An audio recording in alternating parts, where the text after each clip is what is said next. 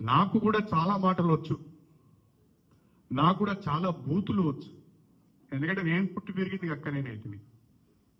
నేను గదే పల్లెటూరులో పుట్టిని, గదే గుడిసెలలో పుట్టిని, గవే మాటలు ఇంక నేను చిన్నప్పటి నుంచి.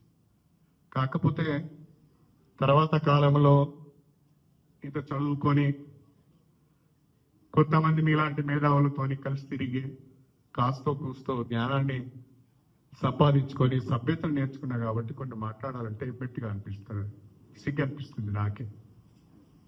వాళ్ళు మాట్లాడిన మాటలు ఉచ్చరించడానికి కూడా నాకే సిగ్గు అనిపిస్తుంది. అది వాళ్ళ విజ్ఞతకు వదిలేస్తున్నా నేను.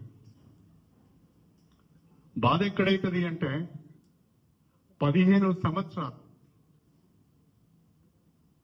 ప్రజలు అవకాశం ఇస్తే, ఎమ్మెల్యేగా గెలిపిస్తే 15 సంవత్సరాలు నియోజకవర్గాన్ని పట్టించుకోకుండా, అభివృద్ధి పైన ఒక ప్రణాళిక లేకుండా, సంక్షేమం గురించి ఆలోచన చేయకుండా, రాజకీయం అంటే అవినీతి అక్రమాలనే విధంగా నిర్వచనం చెప్పి, బీఫామ్లు అమ్ముకొని, దళిత బంధు అమ్ముకొని, తన చిల్లర చేష్టల ద్వారా, చిలిపి చేష్టల ద్వారా నియోజకవర్గానికి చెడ్డ పేరు తెచ్చిన వ్యక్తి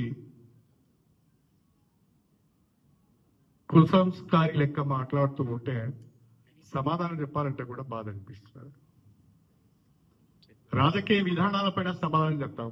ఎస్, ఈ వర్క్ నువ్వు తెచ్చినావనో ఇది చేయలేదు, నువ్వు తప్పు మాట్లాడుతున్నావు అంటే సమాధానం చెప్తాం.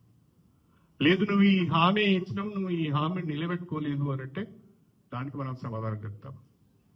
అలా కాకుండా ఇష్టం వచ్చిన రీతిలో మాట్లాడే ప్రయత్నం చేస్తున్నారు. ఇది రాజకీయాలకు మంచిది కాదు. వ్యక్తిగత దూషణలు రాజకీయాలలో పనికి రావు, దయచేసి గమనించాలి. విధానపరమైన విషయాలపైన రాజకీయంగా ప్రజల్లోకి వెళ్దాం, కొట్లాడదాం. ప్రజలు ఎవరు మంచివారో వాళ్ళు డిసైడ్ చేస్తారు. ఆల్రెడీ డిసైడ్ చేసి వాళ్ళు, కానీ వీళ్ళకి అర్థమైతలేదు. అటు ప్రజల చేత తిరస్కరించబడి, ఇటు పార్టీల చేత తిరస్కరించబడి, ఢిల్లీ వెనకపోయి అందరి ఇళ్ల చుట్టూ తిరిగి వాళ్ళ కాళ్ళు మొక్కినా వాళ్ళు చేసుకోవడానికి ఇష్టపడిన నాయకత్వం నీది.